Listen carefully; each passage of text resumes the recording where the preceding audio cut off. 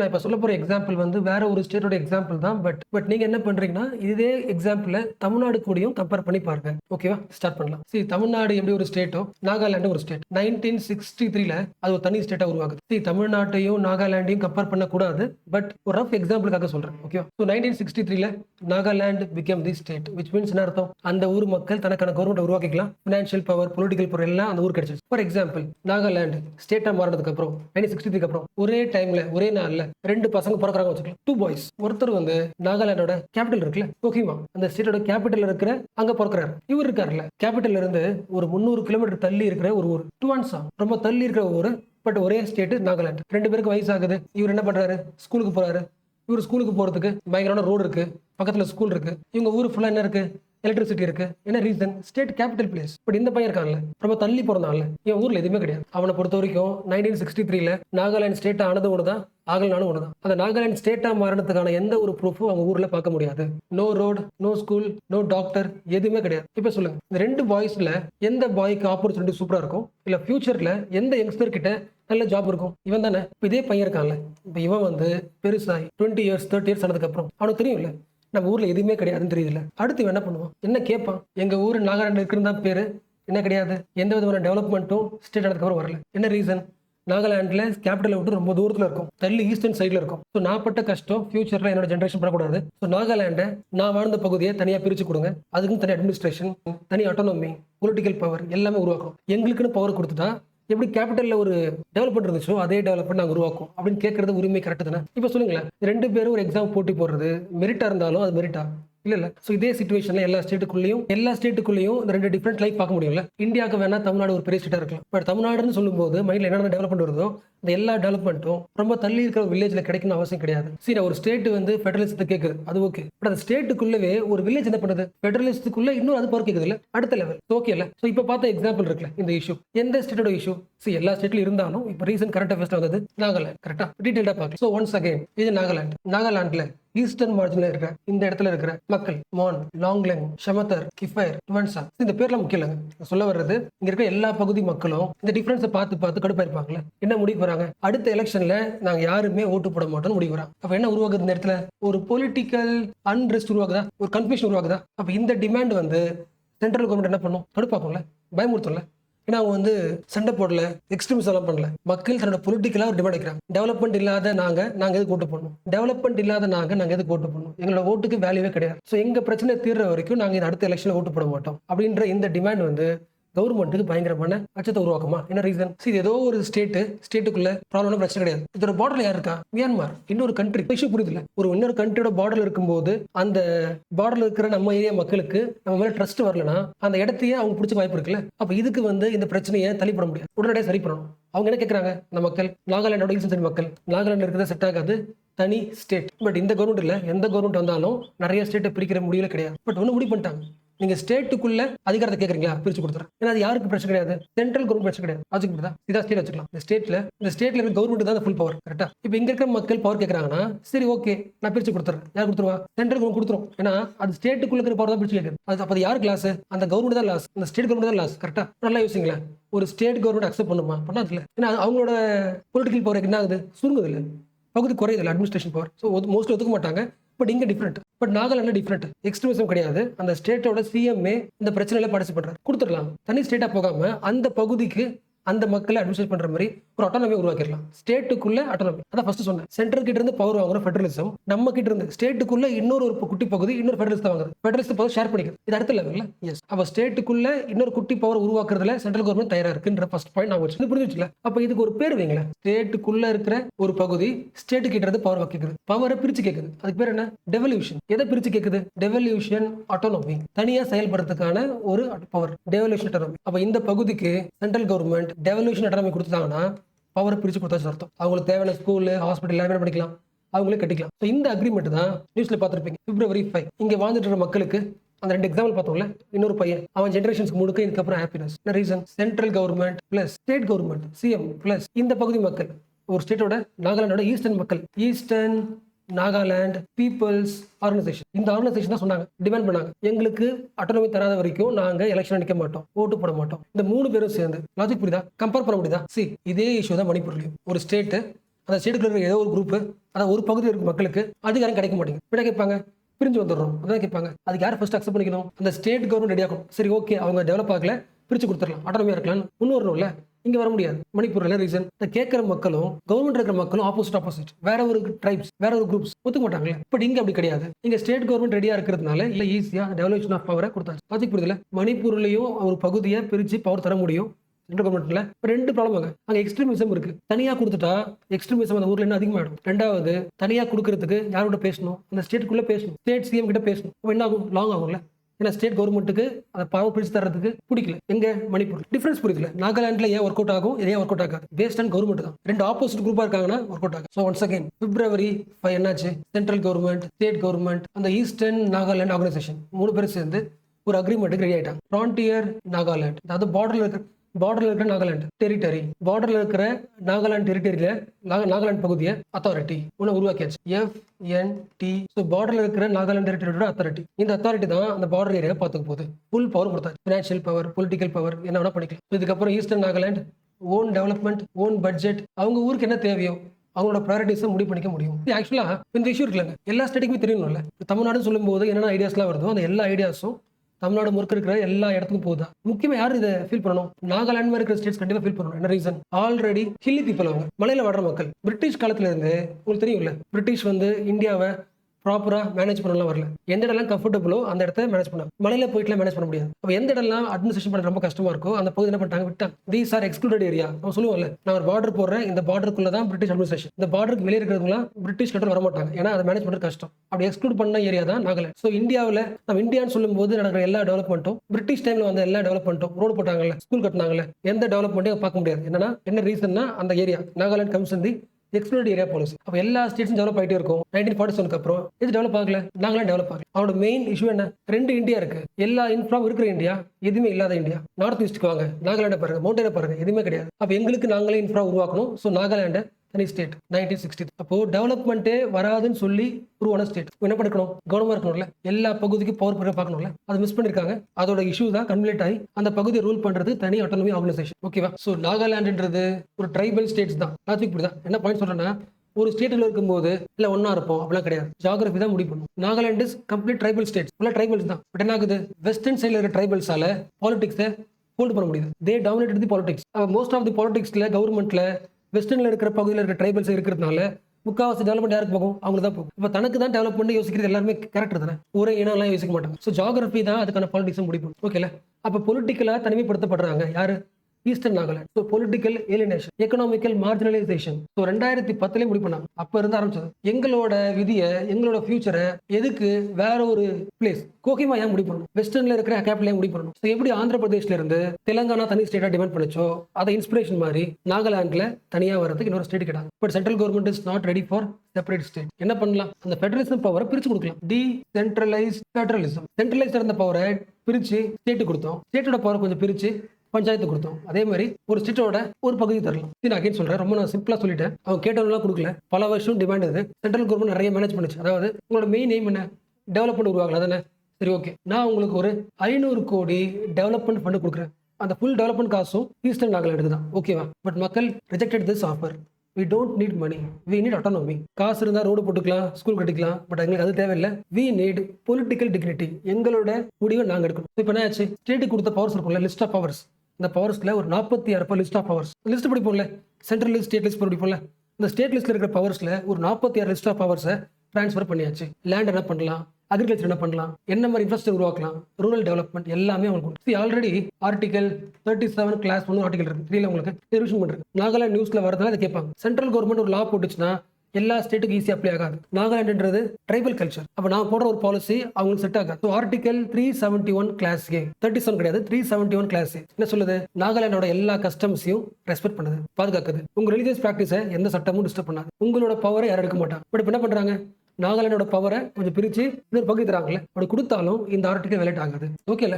ஓரளவுக்கு சொல்யூஷன் புரிஞ்சு போச்சுல. ஃபர்ஸ்ட் பேசின மாதிரி இதே சொல்யூஷனை தரலாம் தானே மணிப்பூர்ல. ஆக்சுவலா மணிப்பூர்ல ஆல்ரெடி எந்த மக்கள் கேட்கறாங்களோ அவங்களுக்கு கொடுத்தாச்சு. Article 371 clause C. மலையில வர்ற மக்கள் இருப்பாங்களே, ஹில் ஏரியா கமிட்டி உருவாக்கி அந்த கமிட்டியை அந்த பகுதியை பார்த்துக்கணும் கொடுத்தாச்சு. எந்த மக்கள் சண்டை போடுறாங்களோ அந்த மக்களுக்கு கொடுத்தாச்சு. பட் அந்த hill area committee. It is not executive body, it is advisory பாடின்றது மக்களோட டிபேட். இந்த குக்கி மக்கள் இருக்காங்களே, குக்கீஸ், அவங்களோட பாயிண்ட் ஆஃப் வியூ. அப்போ அடுத்து என்ன பண்ணி ஆகணும்? இன்னும் எக்ஸ்ட்ரா பவர் தரணும்ல. அது யார் அக்செப்ட் பண்ணிக்கணும்? மணிப்பூரோட சிஎம் இருக்காங்களே, கவர்மெண்ட் அக்செப்ட் பண்ணணும்ல. நாகாலாண்டில் சிஎம் அக்செப்ட் பண்ணிட்டாரு, எங்கேயும் அக்செப்ட் பண்ணுறது கிடையாது. ஏன்னா குக்கி வேற, மெய்ட்டி வேற, ஆப்போசிட் குரூப்ஸ், கான்ஃபிளிக் குரூப்ஸ். இப்போ நீங்கள் சொல்லி பார்க்கலாம் இந்த இஷ்யூல இருந்து what are the takeaways. Takeaways சொல்லும்போது யூபிஎஸ்சி ஸ்டூடெண்ட்ஸ் என்ன பண்ணுவீங்க? இந்த ஃபேக்டா யோசிப்பீங்க, அதை கேட்கல. ஃபேக்ட் இன்னைக்கு நீங்க சொல்லுவீங்க, ஏன்னா இப்போ தானே வீடியோ பார்க்குறீங்க, சொல்றீங்க நாகாலாந்து 1960 சொல்றீங்க. ஃபேக்ட் அடுத்த வாரம் ஞாபகம் இருக்காது, அடுத்த மாதம் ரிவிஷன் பண்ணால் தான் ஞாபகம் இருக்கும், எக்ஸாம் போகிறதுக்கு முன்னாடி ரிவிஷன் பண்ணால் ஞாபகம் இருக்கும். ஸோ நீங்கள் இப்போ நீ ஃபேக்ட் சொல்றதுனால உங்களுக்கு எந்த யூஸும் கிடையாது. இப்போ ஈஸியாக இருக்கும், அவ்வளோதான். நான் கேட்கறது what is the takeaway, என்ன லேர்ன் பண்ணிக்கிட்டீங்க? First learning. டெவலப்மெண்ட் ப்ராப்ளம் இருக்குல்ல, the development problem is not always the money problem. எங்க ஊர்ல டெவலப்மெண்ட்டே வரல அப்படி சொல்றாங்கன்னா மணி ப்ராப்ளம் கிடையாது. மணி எவ்வளவுதான் கொடுத்தாலும் அந்த ஊருக்கு வரணும்னு அவசியம் கிடையாது. லாஜிக் புரியுதா?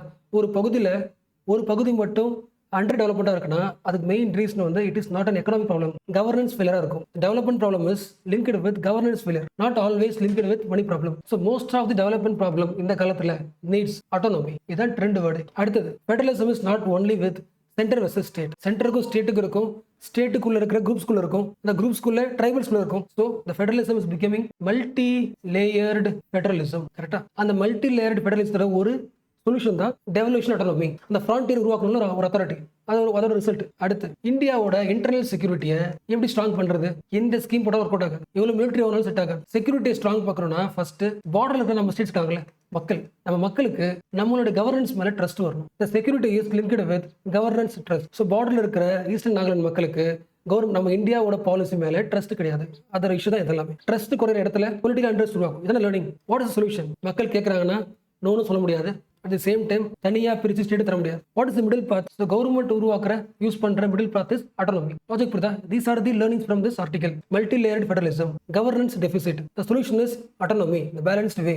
அண்ட் இந்தியாவில் ஐடென்டிட்டி பாலிடிக்ஸ் நைட்டே இருக்கு, அதிகமாயிட்டே இருக்கு. தன்னை சார்ந்த இருக்கிற ஊர்ல டெவலப்மெண்ட் நடக்குதான்னு தன்னை அடையாளப்படுத்தி அந்த ஊரை மக்கள் அனலைஸ் பண்றாங்க. தன்னோட அடையாளமாக இருக்கிற நிலம் இருக்குல்ல, அந்த ஜியோகிராஃபி டெவலப் ஆகுதா இல்லையான்னு அடையாளத்தை பேஸ் பண்ணி, செல்ஃப் ஐடென்டிட்டி பேஸ் பண்ணி மக்கள் கான்ஷியஸ் ஆகுறாங்க. அப்போ எப்போ வந்து ஐடென்டிட்டி பாலிடிக்ஸ் அதிகமாகுதோ ஆட்டோமேட்டிக்கா செப்பரேட்டிஸ்ட் மூவ்மெண்ட் அதிகமாகும். இதை பேலன்ஸ் பண்றதுக்கு we need கான்ஸ்டிடியூஷனல் இன்னோவேஷன். எங்கெல்லாம் கவர்னன்ஸ் டிப்ஸ் அதிகமாக இருக்கும் அங்கே நியூ டைப் ஆஃப் இன்னோவேஷன் உருவாக்கி ஆட்டோனமி கொடுக்க ட்ரை பண்ணணும். ஸோ ஓகேல. ஸோ இப்போ பேசின எல்லா பாயிண்ட்டுமே இந்த ஆர்டிகல் சம்மரி தான். Why has eastern Nagaland got autonomy? நாகாலாண்டோட ஸ்டேட்டோட ஈஸ்டர்ன் சைடில் இருக்கிற ஒரு 6 டிஸ்ட்ரிக்ட், இந்த 6 டிஸ்ட்ரிக்டும் சேர்ந்து ஒரு கவுன்சில் உருவாக்கியாச்சு, ஃப்ரான்டியர் நாகாலாந்து டெரிட்டரியல் அத்தாரிட்டி. ஓகேல. ஸோ ஃப்ரீ டைம் ஃபுல்லாக படிச்சு பாருங்க.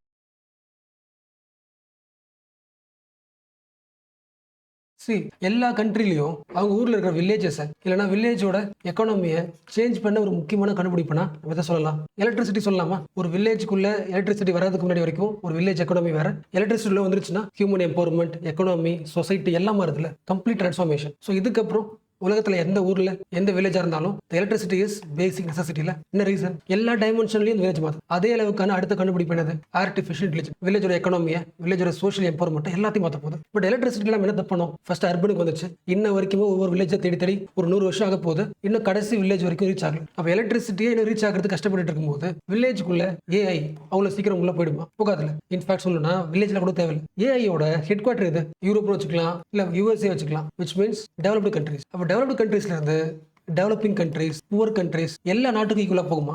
வாய்ப்பே இல்லை. அப்ப ஏஐ வந்து ஒட்டுமொத்த உலகத்தையும் டிரான்ஸ்ஃபார்ம் பண்ணும். At the same time inequality உருவாக்கும்ல. எந்த கண்ட்ரிஸ் கிட்ட ஏஐ இருக்கோ அந்த கண்ட்ரி எக்கனாமிக்கலி எம்பவர் ஆக போகுது. எந்த கண்ட்ரிக்குள்ள ஏஐ உள்ள போகலையோ அந்த கண்ட்ரி எக்கனாமிக்கலி டவுன் ஆக போகுது. இன்னும் டிவிஷன் ஆகும், டெவலப்டுக்கும் புவர் கண்ட்ரீஸ்க்கும் கேப் அதிகமாகும். அப்ப நம்ம டிமாண்ட் என்ன? 2 டிமாண்ட். ஏஐ வந்து எல்லா கண்ட்ரீஸ்க்கும் வரணும், அந்த எல்லா கண்ட்ரீஸ்க்குள்ள எல்லா வில்லேஜ்லையும் வரணும். எலக்ட்ரிசிட்டி நம்ம பண்ண கவர்னன்ஸ் மிஸ்டேக்கை இப்போ பண்ணக்கூடாது. அப்போ என்ன பண்ணணும்? எல்லா கண்ட்ரிஸும் கூப்பிட்டு டிஸ்கஸ். ஏன்றது அத்தியாவசியம். அது ஒரு கண்ட்ரிக்கு மட்டும் சொந்தம் கிடையாது, உலகம் முழுக்க எல்லா மக்களுக்கும் அது போய் சேரணும், டிஸ்கஸ் பண்ணுவோம்ல. ஸோ அதான் ultimate purpose of AI summit. Last பேப்பர்ல வந்துச்சுல. எஸ். ஸோ இந்த வருஷம் ஏஐ மீட்டிங் எங்க நடந்துச்சு? நியூ டெல்லியில் நடக்குது. நம்மளுடைய எய்ம் என்ன? இப்போ பேசணும்ல, ஆர்டிஃபிஷியல் இன்டெலிஜென்ஸ் எல்லாருக்கும் கிடைக்கணும். ஏஐ ஷுட் பி டெமோக்ரட்டைஸ் சொல்லலாமா? எஸ். அதாவது ஒரு ஐடி ஆஃபீஸ்ல ஏசியில் உட்காந்துருக்கிற ஒரு ஒர்க்கருக்கு மட்டும் அந்த ஒர்க்கர் மட்டும் ஏஐ பயன்படுத்தக்கூடாது. நம்ம ஊர்ல இருக்கிற farmer, students, small shop owners, குட்டி குட்டி கடைங்க, government schools, common ordinary citizen எல்லாருமே தன்னோட லைஃப்ல ஏஐ பயன்படுத்துற மாதிரி கொண்டு வரணும். Democratisation of AI. ஸோ இந்த ஏஐ சம்மிட்ல எப்படி ஏஐ டெமோக்ரட்டைஸ் பண்றது, என்ன பாயிண்ட்ஸ் டிஸ்கஸ் பண்ணாங்க அது பாக்குறதுக்கு முன்னாடி இந்த ஏஐ பத்தியான டிஸ்கஷன் எப்போ ஆரம்பிச்சது? 2023 தானே, ஞாபகம் இருக்கா? ஏஐ பத்தியான இம்பார்ட்டன்ஸ் வளர்ந்த உடனே எல்லா கண்ட்ரிஸ் முடிவு பண்ணிட்டாங்க இதை பத்தி டிஸ்கஸ் பண்ணி ஆகணும். அப்பதான் என்ன வருது? சாட் ஜிபிடி வருது, பார்ட் வருது, கிளாட் வருது. ஸோ இதுக்கப்புறம் என்ன சொல்ல முடியாது, ஏஐன்றது ஃபியூச்சர் அப்படி கிடையாது. ஏஐ வந்துருச்சு, ஏஐ இதுக்கப்புறம் கவர்னன்ஸ் பண்ணணும், கரெக்டாக எல்லாருக்கும் போய் சேருதான்னு பார்க்கணும். டிஃபரன்ஸ் புரியுதா? ஏஐன்றது ஃபியூச்சர்லாம் போய் ஏஐ நமக்குள்ள வந்துருச்சு. அப்போ ஏஐ வந்து தப்பாக பயன்படுத்த முடியும், கரெக்டாக பயன்படுத்த முடியும். அப்போ ஒவ்வொருத்தவங்களும் ஏஐ எப்படி கரெக்டாக யூஸ் பண்ணுறது, அப்போ அதுக்கு என்ன மாதிரி ரூல்ஸ் போடுறது, இது ஒரு சைடு. ஏஐ கண்ட்ரோல் பண்ணலாம் வேணாமா, தப்பாக பயன்படுத்துறாங்களே. இப்போ டெக்னாலஜி என்ன பண்ணுது, ஏஐ எக்ஸ்ட்ரீம் ஆன்சர் பண்ணுது இல்லை. இப்போ இவ்வளோ விஷயங்கள் இருக்குது. அப்போ ஏஐன்றது ஃபியூச்சர் கிடையாது, ஏஐ மஸ்ட் பி இந்த கவர்னன்ஸ். அப்போ கவர்னன்ஸ் உருவாக்கணும்னா குளோபல் லெவல் ஏஐக்கு டிஸ்கஷன் முக்கியம். 2023 ஆரம்பிச்சாங்க. நான் பேசிக்ஸ் தரேன். இப்போ பார்க்க போகிற ஆர்டிகளுக்கான பேசிக்ஸ் எல்லாமே உங்களுக்கு தெரியும் தான், but responsibility. So first meeting யூகேல என்ன முடிவு பண்ணுறாங்க, இந்த ஏஐ டெவலப் ஆகிட்டே இருக்கு, சாட் ஜிபிடிலாம் வருது, ஒருவேளை ஃபியூச்சரில் இது நம்மளை குழப்பணுமா, நமக்கு சேஃப்டி இருக்கா ஹியூமனுக்கு, ஸோ ஏஐ எப்படி சேஃப்டி யூஸ் பண்ணலாம், அதோட சேஃப்டி ஃபோக்கஸை பற்றி பேசலாம், டிஸ்கஸ் பண்ணலாம். எல்லா கண்ட்ரிஸ் வராங்க 2023 யூகேல. ஓகே, அது சேஃப்டி ஆக்கியாச்சு, அதை பற்றி ஓரளவுக்கு பேசியாச்சு. அடுத்த வருஷம் 24 சியோல எப்படி பண்ணுறாங்க, ஓகே ஏஐ வந்து சேஃப்டியாக உருவாக்கலாம், அடுத்து நாம எப்படி யூஸ் பண்ணுறது. இந்த மீட்டிங்கில் நிறைய பேர் வந்தாங்க, வைடர் குளோபல் பார்ட்டிசிபேஷன். இப்போ எல்லாரும் பேசின பாயிண்ட் என்னன்னா, எப்படி இது யூஸ் பண்ணலாம். அடுத்த மீட்டிங் 25 எப்படின்னா புரியுதா, எதுக்கெல்லாம் யூஸ் பண்ணலாம், யாரெல்லாம் யூஸ் பண்ணலாம், எப்படி நமக்கு யூஸ் ஆகுது, அதை பற்றி. 25 பாரிஸ்ல மீட்டிங். நம்ம நினைச்ச மாதிரி இல்லை, ஏஐ டெக்னாலஜி மாசத்துக்கும் டெவலப் ஆகிட்டே இருக்கு, ஒவ்வொரு ஏஐ ஒன்று வேலை பண்ணுது. சில ஏஐ வந்து ரூல்ஸே மதிக்க மாட்டேங்குது, எல்லா புக்ஸையும் எடுத்துக்குது, காப்பிரைட்ஸ் இஷ்யூ வருது, தப்பான இமேஜை காட்டுது, ப்ரீஜுடைஸ்டாக இருக்கு, டெவலப்டு கண்ட்ரி சாதகமாக இருக்கு, ஒயிட்டுக்கு ஏற்ற மாதிரி இருக்கு. அப்போ ஏஐ கண்ட்ரோல் பண்ணணும், ரூல்ஸ் பண்ணணும். ஒரு சைடில் ரூல்ஸ்லாம் போட்டால் எப்படி வந்து இன்னோவேஷன் உருவாக்க முடியும். ஏஐ தனக்கு தானே தண்ணி என்ன பண்ணிக்கும், இன்னோவேஷனில் இம்ப்ரூவ் ஆகிட்டே இருக்கும். கண்ட்ரோல் பண்ண வேணாம் ஒரு சைடு யூஎஸ்ஏ. ஸோ கண்ட்ரோல் பண்ண வேணாம், இன்னோவேஷன் தான் முக்கியம். எக்ஸ்ட்ரீமாக நோட் பண்ணலாம், போக போக நான் ஆட்டோமேட்டிக்காக சரியாயிடும்.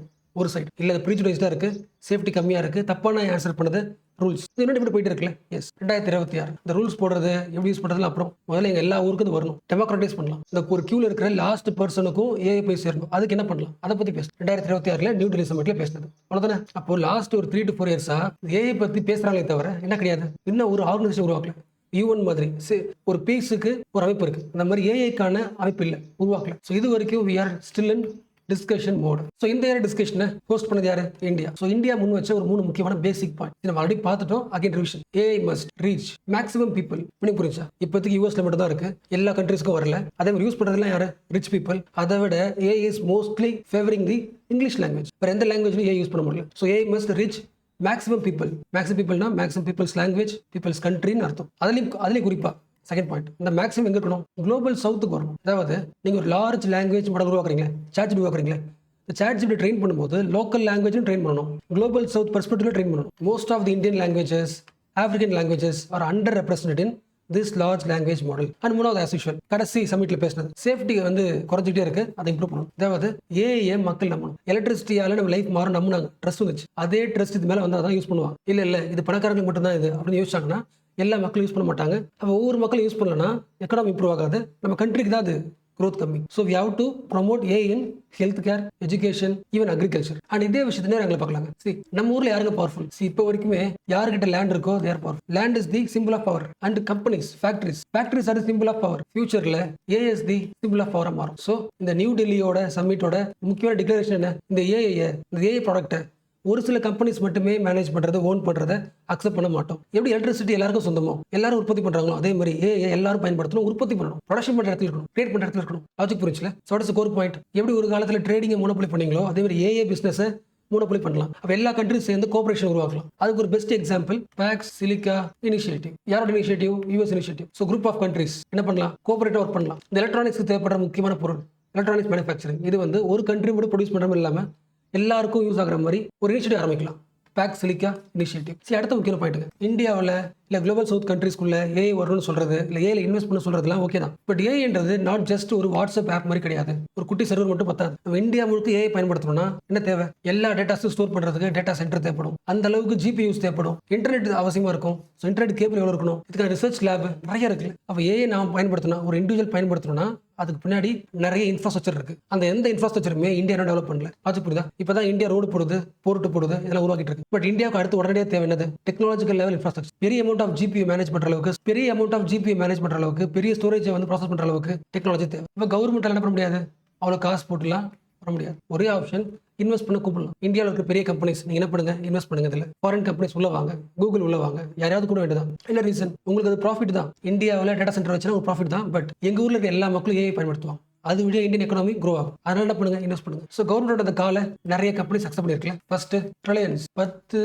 லட்சம் கோடி ஏஐ டெவலப்மெண்ட்டுக்காக பயன்படுத்த போறாங்க. அதாவது இந்தியாவில் ஏஐ இன்ஃப்ராவை இம்ப்ரூவ் பண்றதுக்கு. ரெண்டாவது யார் உள்ள வரா? கூகுள் காரனும் உள்ள வரா இன்வெஸ்ட் பண்றது. இந்தியா பெரிய மார்க்கெட்ல $15 பில்லியன் இன்வெஸ்ட்மெண்ட். எதுக்கு? CMA project. அந்த ஏஐ கடல் வழியா கேபிள் கொண்டு வரதுக்கு, நெட்வொர்க் எல்லாத்துக்குமே. அடுத்து ChatGPT, OpenAI plus Tata group 2 பேரும் சேர்ந்து இந்தியாவுக்கான ஏஐ மாடலை பெருசாக்க போறாங்க. அடுத்து ஏஐக்கான கோடிங்க்கு Infosys, data centre expansion, Yotta data services. What is the point? நிறைய கம்பெனிஸ் எங்கெங்கெல்லாம் இன்ஃப்ராஸ்ட்ரக்சர் டெவலப் பண்ண முடியுமோ ஏஐ பேஸ்ட் அதை இன்வெஸ்ட் பண்றது ரெடி ஆயிட்டாங்க. Foreign plus Indian companies. Again சொல்றேன், ஒவ்வொரு கம்பெனியும் ஒவ்வொரு முக்கியமான இன்வெஸ்ட்மெண்ட் பண்ணுது. அந்த இன்வெஸ்ட்மெண்ட் நம்ம ஃபாஸ்டா ரொம்ப ஷார்ட்டா பார்த்துட்டோம். பட் ஒவ்வொரு இன்வெஸ்ட்மெண்ட்டும் ரியல் லைஃப்ல ஒரு முக்கியமான இம்பாக்ட் ஏற்படுத்தும். பட் இப்போ ஸ்டார்ட் பண்ணிருக்காங்க, அதனால அதை பத்தி டீடைலா பேசல. இந்த கிளாஸோட எண்ட்ல ஒரு எக்ஸாம்பிள் தரேன். அந்த எக்ஸாம்பிள் உங்களை இன்னும் கொஞ்சம் ஈஸியா புரிஞ்சுக்க முடியும். ஸோ அந்த கம்பெனியோட இனிஷியேட்டிவை விட இப்போ நான் பார்க்க போறது முக்கியம். இந்த இயர் சம்மிட்ல இந்த நியூ டெல்லி டிக்ளரேஷன்ல சொல்லப்பட்ட முக்கியமான இனிஷியேட்டிவ்ஸ் என்ன பாயிண்ட்ஸ் பேசினாங்க. சரி, நிறைய பாயிண்ட்ஸ் பேசியிருக்காங்க. அந்த எல்லா பாயிண்ட்ஸ் என்ன கிடையாது, இட் இஸ் நாட் பைண்டிங். கண்டிப்பா இது எல்லாரும் எல்லா கண்ட்ரீஸும் ஃபாலோ பண்ண அவசியம் கிடையாது. இந்த டிக்ளரேஷன்ல இதை பத்திலாம் இனிஷியேட் பண்ணிருக்காங்க. எல்லா கண்ட்ரி ஃபாலோ பண்ண அவசியம் கிடையாது. இது ஒன்று. சேம் வார்த்தை இன்னொரு வார்த்தை, இட் இஸ் வாலண்டரி. இதெல்லாம் முக்கியமானது, பண்ண நல்லது. வாலண்டரியா நீங்க என்ன பண்ணிக்கலாம், ஜாயின் பண்ணிக்கலாம். ஸோ இந்த நியூ டெல்லி டிக்ளரேஷனை இதுக்கப்புறம் நான் வச்சுங்க. இந்த நியூ டெல்லி டிக்ளரேஷன்ல பேச போற பாயிண்ட்ஸ் எல்லாமே முக்கியம். நீங்க UPSC ஆஸ்பிரண்டா இருந்தா கண்டிப்பா முக்கியம். அண்ட் ஆல்சோ நீங்க கிரிட்டிக்கலி அவேர்னஸா இருக்கிற ஒரு இண்டிவிஜுவலா இருந்தீங்கன்னா, ஒரு கியூரியஸ் சிட்டிசனா இருக்கீங்க, உங்களுக்கு இந்த பாயிண்ட்ஸ்லாம் முக்கியம். என்ன ரீசன் தான் ஒரு 5-6 பாயிண்ட்ஸ் பத்தி பேசிருக்காங்க. இந்த 5-6 பாயிண்ட்ஸ் சம்பந்தப்பட்டு தான் அடுத்த 1 இயர் முழுக்க டிஸ்கஸ் பண்ணுவோம். ஸோ ஃபியூச்சர்ல ஏதாவது ஏஐ சம்பந்தப்பட்ட ஆர்டிக்கலோ எடிட்டரோ இல்ல பிசினஸ் பேஜ்ல வந்துச்சுன்னா, இப்போ பேச போற பாயிண்ட்ஸ்க்கு ஏதாவது அடிஷனல் ஆகிற மாதிரி நியூஸ் வந்திருக்கான்னு செக் பண்ணுங்க. ஸோ இந்த ஆங்கிள் நீங்க மேப் பண்ணீங்கன்னா கிரிட்டிக்கல் திங்கரா உங்களுக்கு யூஸ்ஃபுல்லா இருக்கும். இப்போ ஸ்டார்ட் பண்ணலாம். இந்த நியூ டெல்லி ஈவெண்ட்ல சொல்லப்பட்ட முக்கியமான டிக்ளரேஷன்ஸ் என்ன? ஃபர்ஸ்ட் பேசணும்ல, ஏஐ பத்திக்கு சில கண்ட்ரீஸ்ல சில லாங்குவேஜஸ்ல மட்டும் இருக்கு. ஏஐ மஸ்ட் டிஃப்யூஸ், எல்லா இடத்துக்கும் பரவணும். Democratic diffusion, not capital diffusion.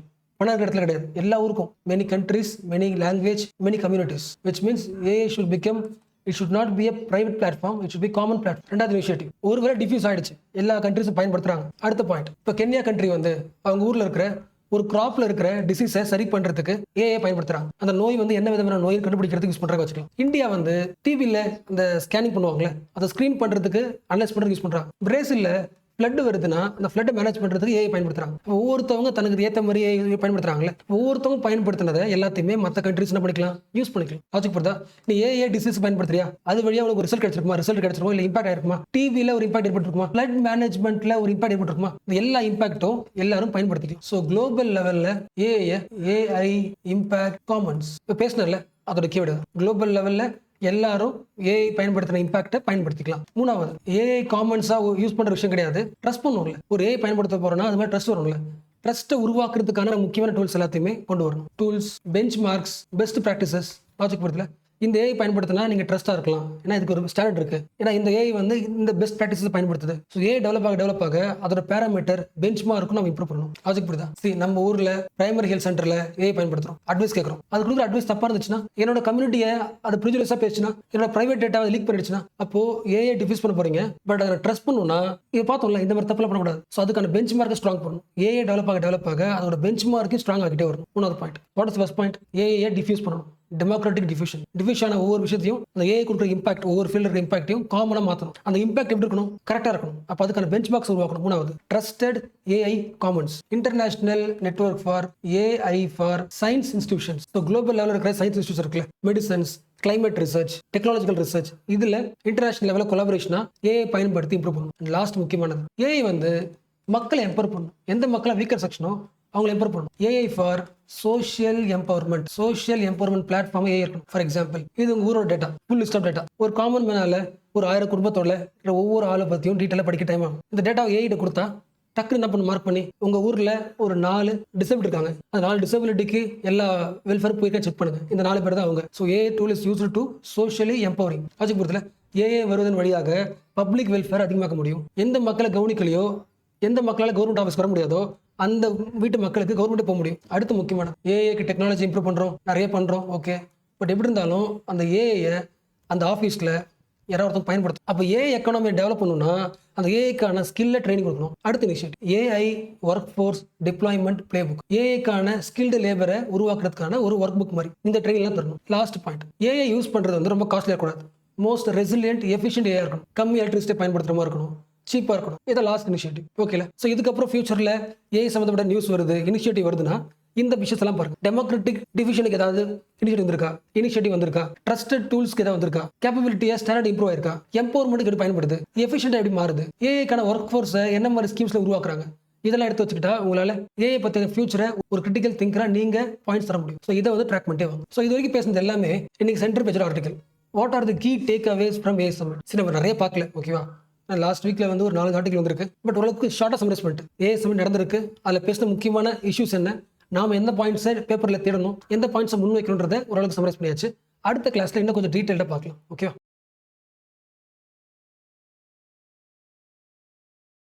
So start பண்ணலாமா? இப்போ பார்க்க போகிற டாப்பிக்கை வந்து நாம மல்டிபிள் டைம் ஆல்ரெடி பார்த்தாச்சு, வேரியஸ் ஆங்கிளில் ரிவிஷன் பண்ணியாச்சு. பட் ஆல்சோ மறுபடியும் இந்த வீக்ல பேப்பர்ல வந்ததுனால we have to revise again. So இந்த ஆர்டிகல் ஆல்மோஸ்ட் 80% பாயிண்ட்ஸ் உங்களுக்கு தெரிஞ்ச பாயிண்ட்ஸ் தான். பட் ஒன்ஸ் அகைன் ரிவிஷன் பண்ணலாம். ஃபர்ஸ்ட் ஒரு பேசிக் எக்ஸாம்பிள். நான் வந்து திருப்பூர்ல ஒர்க் பண்றேன். திருப்பூர்ல என்கிட்ட வந்து ஒரு டெக்ஸ்டைல் ஃபேக்டரி இருக்கு. என் வேலை என்ன? சட்டையை ப்ரொடியூஸ் பண்ணுவேன், டெக்ஸ்டைல்ஸ் ப்ரொடியூஸ் பண்ணுவேன், எக்ஸ்போர்ட் பண்ணுவேன். எக்ஸ்போர்ட் எங்க? ஃபார் எக்ஸாம்பிள் இப்போ டிஷர்ட் நான் ப்ரொடியூஸ் பண்ணுவேன், டெக்ஸ்டைல்ஸ் யூரோப்புக்கு அமெரிக்காவுக்கு அனுப்புறதா எக்ஸ்போர்ட்டோட வேலை. ஸோ ப்ரொடியூஸ் பண்றேன், எக்ஸ்போர்ட் பண்றேன்.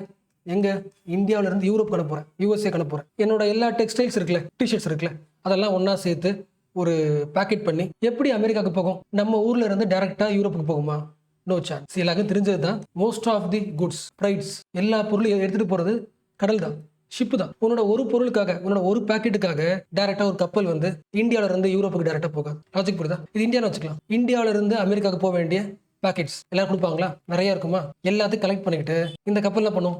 இன்னொரு ஒரு பெரிய கப்பல் கொண்டு போகும். இந்த கப்பல்ல எல்லா கண்ட்ரீஸ்ல இருந்தும் அமெரிக்காவுக்கு போக வேண்டிய பொருள் இருக்கும்ல, எல்லாத்தையும் லோடு பண்ணிக்கிட்டு இதுதான் என்ன பண்ணும்? யூரோப்புக்கு போகும். ஸோ நாம ஷிப்மெண்ட் பண்ண பொருள், நாம டிரான்ஸ்ஃபர் பண்ண பொருளை அது ஒரு ஷிப்ல இருந்து, சின்ன ஷிப்ல இருந்து பெரிய ஷிப்புக்கு டிரான்ஸ்ஷிப்மெண்ட் ஆகும். அப்போ டிரான்ஸ்ஷிப்மெண்ட் பண்ற இடத்துக்கு என்ன வரும்? எல்லா குட்டி குட்டி கப்பலும் வரும். எல்லா குட்டி குட்டி கப்பலும் வந்து அதோட பொருளை கொடுக்கும். அது எல்லா பொருளும் பெரிய கப்பல்ல ஏறும். ஸோ இப்போ சொல்லுங்க, அந்த மாதிரி பெரிய கப்பலை யார் மேனேஜ் பண்ணுவா? எல்லா கண்ட்ரிஸ் மேனேஜ் பண்ணாதுல்ல. நல்லா யோசிங்களேன். டிரான்ஸ்ஷிப்மெண்ட் ஒரு பெரிய பிசினஸ் இல்ல. நம்ம எக்ஸ்போர்ட் பண்றது ஒரு பிசினஸ்னா, நீ எக்ஸ்போர்ட் பண்றல அந்த பொருள் எல்லாத்தையும் கலெக்ட் பண்ணி எல்லா கண்ட்ரிஸ் கலெக்ட் பண்ணி ஒரு பெரிய ஷிப்ல நான் கொண்டு போறேன். எனக்கு என்ன பண்ணு? ஃபீஸ் பே பண்ணு. அது ஒரு பிசினஸ் இல்ல. ஒரு ஐடியா புரிஞ்சுன்னு நினைக்கிறேன். நான் ஆல்ரெடி தெரிஞ்ச டாபிக் தான், கண்டினியூ பண்ணலாம். ஸோ நம்ம ஊர் பொருள் இருக்குல்ல, மோஸ்ட்லி எங்க போகும்?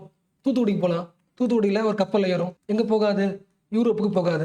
எங்க போகலாம்? ஒன்று ஸ்ரீலங்காக்கு போகலாம். இல்லைன்னா பக்கத்தில் என்ன இருக்கு? அப்படியே சிங்கப்பூர் இருக்கு, அங்க போகலாம். அங்க என்ன ஆகும்? அந்த பேக்கெட் இருக்குல்ல, கார்கோஸ், அது எல்லா கப்பலும் அன்லோட் பண்ணுவாங்க. எல்லா கப்பலில் இருக்கிற கார்கோஸ் பொருள் இருக்குல்ல, எல்லா பொருளையும் அன்லோட் பண்ணிட்டு இன்னொரு பெரிய ஷிப்ல ரீலோட் பண்ணுவாங்க. So this process is called transshipment. சின்ன கப்பல்ல இருந்து அன்லோட் பண்ணிட்டு பெரிய கப்பல் ரீலோட் பண்ணுவாங்க. பெரிய கப்பல்ல ரீலோட் பண்ணுவாங்க. This process called as transshipment. உங்களுக்கு தெரிஞ்சது. So what is the point? அப்போ நம்மளோட கார்கோஸ், நம்மளோட எல்லா பொருளும் நாம ஹேண்டில் பண்ண கிடையாது. இன்னொரு ஒரு ஃபாரின் கண்ட்ரில இதெல்லாம் போயிட்டு அவங்க ஹேண்டில் பண்றாங்க நம்ம கார்கோஸ். அப்போ நம்ம இந்தியன் குட்ஸ் இன்னொரு கண்ட்ரிக்கு டேரக்டா போக மாட்டேங்குது. It goes and stops in another country. மற்றவங்களோட போர்ட் ஃபெசிலிட்டி பயன்படுத்தி தான் உள்ள போயிட்டு இருக்கு. அடுத்து யோசிக்கலாம்ல, இதனால என்ன நஷ்டம்? நானே கஷ்டப்பட்டு ஒரு சீப்பா ஒரு பொருள் உற்பத்தி பண்றேன், டிஷர்ட். இப்போ அது வந்து நாட்டுக்கு நாடு மாறி மாறி போச்சுன்னா, எல்லா இடத்துல ஃபீஸ் பே பண்ணிட்டு இருக்கேன்னா என் பொருள் விலை எப்படி இருக்கும்? அதிகமாக இருக்கும்ல. மார்க்கெட்டை போட்டி போட முடியாதுல்ல. ஸோ எக்ஸ்ட்ரா நான் போட்டு ஃபீஸ்க்கு பே பண்ணணும். அதோட முக்கியமானது, இன்னொரு ஒரு ஊருக்கு போயிட்டு ரீலோட் ஆகிட்டு தான் போகுது. என் பொருள் அந்த ஊருக்கு போறதுக்கான டைம் ஆகும், டிலே ஆகும்ல, சுத்திட்டு போகுதுல்ல. அதோட முக்கியமானது, நான் இன்னும் ஒரு ஃபாரின் கண்ட்ரியோட இன்ஃப்ராஸ்ட்ரக்சரை டிபெண்ட் ஆகியிருக்கேன். அப்போ இந்தியாவோட traders indirectly supports the foreign country. அப்போ என்ன பண்ணலாம்? இதுக்கு ஒரு முடிவு கட்டலாம். இந்த டிரான்ஸ்ஷிப்மெண்ட் ப்ராசஸை நம்ம இந்தியாவில் ஆரம்பிக்கலாம். அதுக்கான சரியான பகுதி எங்க இருக்கு? அந்தமான் நிக்கோபார் ஐலாண்ட். உலகம் முழுக்க போற ரூட் இருக்குல்ல, மலக்கா ஸ்ட்ரைட். அந்தமான் நிக்கோபார்ல இருந்து, கரெக்டா சொல்லணும்னா கிரேட் நிக்கோபார்ல இருந்து உலகத்தோட எல்லா கப்பலும் போற பேசேஜ் மலக்கா ஸ்ட்ரைட். ஜஸ்ட் ஒரு 100 கிலோமீட்டர் தான் டிஸ்டன்ஸ் இருக்கும், ஷார்டஸ்ட் ரூட். அப்ப எல்லா கப்பலும் என்ன பண்ணலாம்? இந்தியாவுக்கு வந்துட்டு டிரான்ஸ்ஷிப்மெண்ட் பண்ணிட்டு மற்ற ஊருக்கு போகலாம்ல. இந்தியாவோட பொருள் நம்ம ஊர்ல என்ன பண்ணிக்கலாம்? நிக்கோபார்ல டிரான்ஸ்ஷிப்மெண்ட் பண்ணிக்கலாம், டேரக்டா அனுப்பிடலாம். ஃபீஸ் தேவையில்லை, ஃபீஸ் கம்மியா இருக்கும், ஈஸியா ஊருக்கு போயிடலாம். ஸோ இந்தியா வந்து ஒரு டிரான்ஸ்ஷிப்மெண்ட் ப்ராசஸ் ஆரம்பிக்கணும். லாஜிக் புரியுதா? டிரான்ஸ்ஷிப்மெண்ட் ஹப்பை ஒன்று ஒரு கடலில் ஆரம்பிக்கணும்னா, ஒரு பெரிய கப்பல் நிக்கணும்னா அந்த கடல் எவ்வளவு ஆழமா இருக்கணும்? டீப் சீயா இருக்கணும்ல. So deep C transshipment hub உருவாக்க ட்ரை பண்றோம் இந்தியா. லாஜிக் புரிச்சா? சின்ன கப்பலுக்கு லைட் சி போதும், பெரிய கப்பலுக்கு டீப் சி தேவையில்ல, போகணும், டிராவல் ஆகணும்ல. So first eligible is deep sea capacity. நிக்கோபார்ல யூஸ்ஃபுல்லா இருக்கு. பெரிய பெரிய கண்டெய்னரை ஹேண்டில் பண்ற இடமா இருக்கணும். ஸோ இதுக்கு இந்தியா சூஸ் பண்ண பிளேஸ் என்ன? Great Nicobar island. இந்தியன்ஸ் பொருள் எல்லாம் இந்த ஐலாண்டுக்கு போகும். ஐலாண்ட்ல இருந்து டைரக்டா யூரோப்புக்கு போயிடும். This is our dream. அந்த ப்ராஜெக்ட்டுக்கு ஓகே சொல்லியாச்சு. But what is the issue? Great Nicobar it is one of the important forest of India. Logic புரியுதா? சிம்பிளா எப்படி யோசிங்களேன். நாளைக்கு உங்ககிட்ட கேட்குறாங்க, இங்க ஒரு ஃபாரஸ்ட் இருக்கு, இந்த ஃபாரஸ்ட் அழிச்சிட்டு இங்க ஒரு பெரிய ஹப் வரப்போகுது, டிரான்ஸ்ஷிப்மெண்ட் ஹப் வரப்போகுது சொன்னா, நீங்க ஃபாரஸ்ட்டுக்கு ஃபர்ஸ்ட் ப்ரையாரிட்டி கொடுப்பீங்களா, இல்ல எக்கனாமிக்கு ப்ரையாரிட்டி தருவீங்களா? உங்க பாயிண்ட் ஆஃப் என்ன? இந்த எக்கனாமிக்கல் இம்ப்ரூவ்மெண்ட் எதனால வருது? நிறைய மரங்களை அழிச்சு, ஃபாரஸ்ட் அழிச்சு, அனிமல்ஸ் அழிச்சு தானே உருவாகுது. ஸோ ஜென்ரலா பார்த்தோன்னா 130 ஸ்கொயர் கிலோமீட்டர் அளவுக்கான ஃபாரஸ்ட் லேண்ட் என்ன ஆக போகுது? டிஸ்ட்ராய் ஆக போகுது. And also this is not just a land. Forest லேண்ட்ல 20K 20,000 plus coral colonies, leatherback sea turtle, Nicobar megapod, saltwater crocodile, one of the most important species எல்லாமே அழிய போகுது. அப்போ ஒரு என்விரான்மெண்ட் அழியிற இடத்துல ஒரு ப்ராஜெக்ட் வரலாமா இருக்கக்கூடாது தடுக்கிறது தான் யாருக்கா? National green tribunal. லாஜிக் புரியுதா? இட் இஸ் ட்ரைபுனல், அதாவது ஒரு கோர்ட் மாதிரி. ஃபார் எக்ஸாம்பிள், உங்க ஏரியாவில் ஒரு ப்ராஜெக்ட் வருது, உங்க பாயிண்ட் ஆஃப் வியூல இந்த ப்ராஜெக்ட் வந்துச்சுன்னா, எங்க ஏரியாவோட என்விரான்மெண்ட் டிஸ்டர்ப் ஆகும் தோணுச்சுன்னா என்ன பண்ணலாம்? இந்த ப்ராஜெக்ட் நிறுத்த சொல்லி கேஸ் போடலாம். இந்த ட்ரைபுனல் என்ன பண்ணும்? விசாரிச்சு என்விரான்மெண்ட் இம்பாக்ட் அசஸ்மெண்ட் பண்ணிட்டு இல்லைனா ஒரு கமிட்டி போடும், ஹை பவர் கமிட்டி போட்டு இந்த ப்ராஜெக்ட் பண்ணலாம் வேணாம்னு யோசிக்கும். ஸோ சிமிலர்லி இந்த கிரேட் நிக்கோபார் ப்ராஜெக்ட்டும் ஃபாரஸ்ட் அடிக்குன்னு சொல்லிட்டு என்ன பண்றாங்க? கேஸ் போடுறாங்க. என்ஜிடி என்ன பண்ணுது? ஒரு ஹை பவர் கமிட்டியே போடுது. ஹை பவர் கமிட்டி ரிப்போர்ட் கொடுத்துருக்கு. அந்த ரிப்போர்ட் வழியாக என்ஜிடி பேர் சொல்லிருக்குன்னா என்விரான்மெண்ட் அழியாம பாத்துக்கிறதுக்கான எல்லா வேலைப்பாடுகளும் கவர்மெண்ட் பண்ணிட்டு இருக்கு. ஸோ ப்ராப்ளம் இல்ல, ப்ராஜெக்டை கண்டினியூ பண்ணலாம். ஸோ ப்ராஜெக்ட் கண்டினியூ பண்ணலான்னு ஒரு நேஷனல் கிரீன் ட்ரிபியூனல் சொன்னதுனால ஒரு பெரிய இஷ்யூ. லாஜிக் புரியுதா? ஏன்னா எல்லாருக்குமே விசிபிளா தெரியுது, இது ஒரு 100 கிலோமீட்டர் அழிஞ்சிச்சுன்னா இந்தியாவோட முக்கியமான பயோ டைவர்சிட்டி ஹாட்ஸ்பாட் இந்த பகுதி. ரெண்டாவது, coastal regulation zone CRZ 1A zone risk ஏரியாவில் இந்த கிரேட் நிக்கோபார் இருக்கிறது. அதாவது அதிகமாக mangroves, sand dunes, ecologically sensitive coastal ஏரியாவா இருக்குது. ஸோ மேங்க்ரோவ்ஸ் அதிகமாக இருக்கிற பகுதியில் கன்ஸ்ட்ரக்ஷன் தரமாட்டாங்க. மூணாவது, இந்த நிக்கோபார் இடத்துல ஹை டெக்டானிக் ஆக்டிவிட்டி நடக்கும். ஸோ ஃபியூச்சர்ல எர்த்குவேக்கோ சுனாமி வரதுக்கு வாய்ப்பு இருக்கு. அப்போ இவ்வளோ விஷயம் இருக்கும்போது எப்படி ஹை பவர் கம்பெனி கொடுத்த ரிப்போர்ட்டை அசால்ட்டா எல்லாம் கரெக்டா இருக்குன்னு முடிச்சிட்டாங்க. உங்களுக்கு லிங்க் பண்ண முடியுதா? நிறைய பேர் எப்படி யோசிக்கலாம்னா, ஓகே இது இந்தியா ஃபுல்லா கடல் தானே, அதில் கப்பல் நிற்க போகுது அவ்வளோதானே அப்படி யோசிப்போம். அப்படி கிடையாது. எல்லா கார்கோஸையும் அன்லோடு பண்ணிட்டு ரீலோட் பண்ணணும். அந்த ஷிப்மெண்ட்டை வந்து டிரான்ஸ்ஃபர் பண்ணணும்னா என்ன ஃபர்ஸ்ட் தேவை? எல்லா பொருளும் வரணும் இல்ல. இந்தியாவில இருந்து எல்லா பொருளும் கடல் வழியா வரணும் அவசியம் கிடையாது, ஏர்வேஸ் வழியா வரும். ஏர்வேஸ் வழியாக நம்ம கட் பண்ணணும். அப்போ இந்த இடத்துல ஏர்போர்ட்டும் கட்டணும். அப்போ ஏர்போர்ட்டை மேனேஜ் பண்ணணும், டிரான்ஸ்போர்ட்டை மேனேஜ் பண்ணணும். என்ன தேவை? எலக்ட்ரிசிட்டி தேவை. இந்த electricity, solar energy, power plant. அப்போ இதுக்கான இன்ஃப்ராஸ்ட்ரக்சர் உருவாக்கணும். அப்போ எல்லாம் இருக்கிற மாதிரி ஒரு பெரிய போர்ட் உருவாக்கணுமா? Mega board. இங்க வேலை செய்யறதுக்கு மக்களுக்கு வாழணும்ல, அதுக்கு சிட்டியை உருவாக்கணும்ல. இது எல்லாமே இங்க வரப்போகுது, ஃபாரஸ்ட்டுக்கு மேல வரப்போகுது, ஃபாரஸ்ட் அழிச்சிட்டு வரப்போகுது. ஓகேவா? ஸோ நிக்கோபார் ப்ராஜெக்ட்ல நீங்க தெரிஞ்சுக்க வேண்டிய 4 கீவேர்டு நம்ம பேசினது தான். International container transshipment terminal. Logic புரிஞ்சுல? இன்டர்நேஷனல் லெவல்ல வர்ற எல்லா கண்டெய்னரையும் டிரான்ஸ்ஷிப்மெண்ட் பண்றதுக்கான ஒரு பிளேஸ். இந்த பிளேஸ் உருவாக்குறதுக்கு சோலார் பவர் பிளான்ட் தேவைப்படுகிறது. அதுக்கு இன்ஃப்ராஸ்ட்ரக்சர். மக்கள் வாழ்றதுக்கு லார்ஜ் டவுன்ஷிப் தேவைப்படுகிறது. பொருள் வர்றதுக்கு இல்ல முக்கியமா வந்து போறதுக்கு ஏர்போர்ட்டும் தேவைப்படுகிறது, இன்டர்நேஷனல் ஏர்போர்ட். ஸோ பாயிண்ட் என்ன சொல்ல வரேன்னா, ஏன் ரெண்டாவது சொல்றேன்னா, this is not a small tourism project. ஒரு 80,000 கோடி 90,000 கோடி ஒரு long term infrastructure project. So அந்த long term infra project great Nicobar, இதுதான் கிரேட் நிக்கோபார் ஃபாரஸ்ட்னா ஒரு 18% ஃபாரஸ்ட் அழிச்சிடும். இந்த ப்ராஜெக்ட் வந்துச்சுன்னா அந்த நிக்கோபாரோட ஃபாரஸ்ட்ல 18% forest will lost. But what is the government point of view? ஒரே பாயிண்ட் ஆஃப் வியூ தான். 18% ஆஃப் ஒரு ஃபாரஸ்ட் லேண்ட் போறதை விட இது முக்கியம். இந்த ஒரு ப்ராஜெக்ட் மட்டும் 2052 இந்த ஒரு இடத்துல மட்டும் 1.5 லட்சம் கோடி வேலைகள் கிடைக்கும். 1.2 lakhs crore level of employment கிடைக்க போகுது. என்ன ரீசன்? இந்த டிரான்ஸ்ஷிப்மெண்ட் எங்க உருவாக்கப்படுறோம்? இந்த உலகத்தோட பிஸியஸ்ட் ரூட் மலக்கா ஸ்ட்ரைட். 40% கப்பல் போறது, அதுக்கு ரொம்ப நியர் பை இருக்கிறது இந்த பிளேஸ் மட்டும் தான். ஸோ இது government point of view. Economical point of view, what is the environment point of view? Environmentalist என்ன சொல்றாங்க? என்விரான்மெண்டலிஸ்ட் எக்கனாமியை விட இது முக்கியம், ஸ்பீஷியஸ் முக்கியம். கலாத்தி பே டர்ட்டில்ஸ் ஓட ஒரு நெஸ்டிங் கிரவுண்ட் இங்க தான் இருக்கு. ஒரு பெரிய இந்தியாவில் இருக்கிற டர்ட்டில்ஸ் நெஸ்டல் கிரவுண்ட்ல இது ஒரு பெரிய நெஸ்டல் கிரவுண்ட். ஸோ ஒரு ஸ்பீஷிஸ் அழிய போகுது. நிறைய லிஸ்ட் இருக்கு, எக்ஸாம்பிள் சொல்றேன். பிளஸ் நீங்க வந்து இந்த பகுதியை என்ன பாக்குறீங்க? 18% ஆஃப் ஃபாரஸ்ட் அழிக்க போறோம் அப்படி கிடையாது. நீங்க ஃபாரஸ்ட் அழிக்க போற கிடையாது. ஷோம்பன் நிக்கோபாரிஸ் இந்த ட்ரைபல்ஸோட வீடு என்ன பண்ண போறீங்க? அழிக்க போறீங்க. Okay, it is not just forest. அவங்கள பொறுத்த வரைக்கும் அவங்களோட சூப்பர் மார்க்கெட் அந்த ஃபாரஸ்ட் தான். அவங்கள பொறுத்த வரைக்கும் அவங்க குடிக்கிற வாட்டர் வந்து அங்க இருக்கிற ரிவர் தான். அவங்கள பொறுத்த வரைக்கும் அது லேண்ட் கிடையாது, அவங்களோட கல்ச்சரே அங்கதான் இருக்கு. அவங்கள பொறுத்த வரைக்கும் பக்கத்து கடல் இருக்குல்ல, லைவ்லிஹுட். ஸோ அவங்களோட ஃபுல் லைஃப்பும் ஃபாரஸ்ட், ஹண்டிங்கு, கலெக்ஷனு, ஃபிஷிங்கு இதை பேஸ் பண்ணி தான் இருக்கு. ஸோ இந்தியாவோட இண்டிஜினஸ் ட்ரைப்ஸோட ஒரு லைஃப் அழிக்க போறீங்க. பட் கவர்மெண்ட் சார்பாக உருவான எக்ஸ்பர்ட் அப்ரைசல் கமிட்டி என்ன சொல்லுது? எக்ஸ்பர்ட் அப்ரைசல் கமிட்டி இல்ல, இந்த மக்களை டிஸ்பிளேஸ் பண்ண போறது கிடையாது. ட்ரைபல்ஸோட ஹேபிடேஷனை டிஸ்டர்ப் பண்ண மாட்டேன்னு சொல்றாங்க. என்ன காரணம் சொல்றாங்க? ஃபாரஸ்ட்ல வாடுறது, அதாவது ஹேபிடேஷன் ரைட்ஸ், அது வந்து ஃபாரஸ்ட் ரைட்ஸ் ஆக்ட்ல இருக்கு. ஸோ அதை வந்து எடுக்க முடியாது யாராலையும். So it is the community forest rights. அந்த லேண்ட் வந்து கம்யூனிட்டிக்கு சொந்தம். டக்குன்னு வந்து ப்ராஜெக்ட் பண்ண முடியாது. ஒருவேளை எல்லாரும் அக்செப்ட் பண்ணிட்டாங்கன்னா, அந்த கம்யூனிட்டி அக்செப்ட் பண்ணிச்சுன்னா ஆரம்பிக்கலாம். பட் கவர்மெண்ட் என்ன பண்ணுது? எல்லார்கிட்ட இருந்து ஃபோர்ஸ்ஃபுல்லா சைன் வாங்கியிருக்குன்னு சொல்றாங்க. இன்னொரு கிரிட்டிசிசம், அதாவது இங்க கவர்மெண்ட் ப்ராஜெக்ட் வரதுல எங்களுக்கு எந்த விதமான அப்ஜெக்ஷன் இல்லைன்னு சொல்லிட்டு ஃபோர்ஸ்ஃபுல்லா சைன் வாங்கியிருக்கேன்னு சொல்றது இன்னொரு பாயிண்ட் ஆஃப் வியூ. அடுத்த பாயிண்ட், கவர்மெண்ட் வைக்கிற பாயிண்ட், கவலைப்படாதீங்க, இந்த ப்ராஜெக்ட் வழியா வர காஸ்ட்ல நிறைய வெல்ஃபேர் ஆக்டிவிட்டி ஃபர்ஸ்ட் நடக்க போறது அந்த ஊருக்கு தான். Andaman Nicobar tribal welfare development ஃபண்ட்னு உருவாக்கப்படுறோம். அவங்களை பாதுகாக்கிறது, அவங்களுக்கு காசு தர்றது எல்லாமே நடக்க போகுது. ஸோ இந்த எல்லா பாயிண்ட்ஸும் கேட்டுட்டு ஓகே, இந்த ப்ராஜெக்ட் வந்து பேலன்ஸ்டா இருக்கு, கவர்மெண்ட் வந்து என்விரான்மெண்ட்டையும் பார்த்துக்குது, at the same time economic activity பண்ணுது, ரெண்டு பேலன்ஸ் பண்றதால அக்செப்ட் பண்ணிக்கலாம். பெருசா அந்த ஊர்ல கோரல் ரீஃப்ஸ் எதுவுமே கிடையாது. ஆல்ரெடி எல்லா கோரல்ஸும் என்ன பண்ண முடியும்? இன்னொரு இடத்துக்கு ஷிஃப்ட் பண்ண முடியும், டிரான்ஸ்லொகேஷன் பண்ண முடியும். ஸோ ஓகேல. ஸோ பேசுனது எல்லாமே முக்கால்வாசி பாயிண்ட் தெரிஞ்ச பாயிண்ட் தான். பட் ஒன்ஸ் அகைன் இன்னைக்கு பேப்பரில் இங்கே போட்டிருக்கல, why has NGT cleared the Nicobar project, what are the reason. So free டைமில் படிங்க. லாஸ்ட் பேரா இருக்குல்ல, ஹெட்டிங்கே போட்டாச்சு பாருங்க சிம்பிளா. What was the NGT's reasoning. Government follow பண்றது பேலன்ஸ்ட் அப்ரோச், என்விரான்மெண்ட் சேஃப் பண்ற ஆக்டிவிட்டி பண்ணுது, எக்கனாமிக் ஆக்டிவிட்டி பண்ணுது. அடுத்தது ஜுவாலஜிக்கல் சர்வே ஆஃப் இந்தியா சொல்றபடி அங்க பெரிய மேஜர் கோரல் ரீஃப்ஸ் எதுவுமே கிடையாது, ஸ்கேட்டர்டு காலனிஸ் தான் இருக்கு. அடுத்து நம்ம ஜோன் சொல்றோம்ல, sensitive zone, ICR 1A zone சொல்றோம்ல, சென்சிட்டிவ் ஜோன். இந்த ப்ராஜெக்ட் வந்து அந்த ஜோனுக்குள்ள வரல. அடுத்த பாயிண்ட். ஸோ இவ்வளோ காரணங்களுக்காக என்ன பண்ணலாம், ப்ராஜெக்டை ஸ்டார்ட் பண்ணலாம். ஆல்ரெடி இந்த ஜட்மெண்ட்டுக்கு, என்ஜிடியோட ஜட்மெண்ட்டுக்கு கிரிட்டிக் ஆர்டிகல் நிறைய வந்துருச்சு, நானும் பார்த்துருக்கோம். பட் ஒன்ஸ் அகைன் இந்த மந்த் வரும், ஃப்ரீ டைம் படிங்க.